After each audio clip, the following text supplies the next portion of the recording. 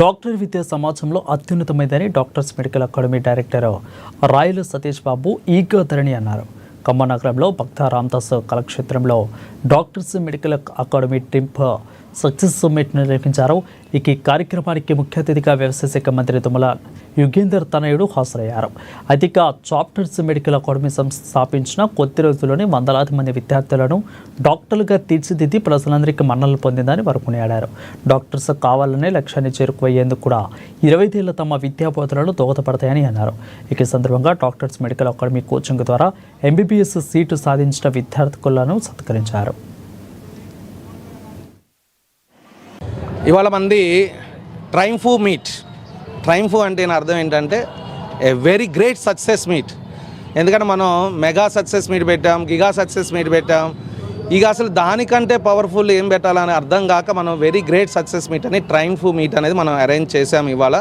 So మీకు తెలుసు already మనకి 2021లో 49 medical seats from Khammam, that ఒక స్మాల్ ఇన్స్టిట్యూట్ నుంచి, తర్వాత ఇయర్లో 75 మెడికల్ సీట్స్, తర్వాత ఇయర్లో 95 మెడికల్ సీట్స్, మొన్న 2024లో 108 గవర్నమెంట్ మెడికల్, ఇవన్నీ కేవలం గవర్నమెంట్ MBBS మెడికల్ సీట్స్ మాత్రమే. తర్వాత ఇప్పుడు 2025లో we're expecting more than that. ఇంకా రిజల్ట్స్ రాలేదు కాబట్టి more than that we're expecting. And one more thing ఏంటంటే ఇప్పటివరకు మెడికల్ సీట్లలో డాక్టర్స్ మెడికల్ అకాడమీ గొప్ప మరి బెస్ట్ ర్యాంకు అంతకుముందు వచ్చింది మనకి. ఎప్పుడు అంటే 620 మార్క్స్ వచ్చినాయి, 670 మార్క్స్ వచ్చినాయి. అప్పుడు కూడా మన rest of Hyderabad state first వచ్చాం.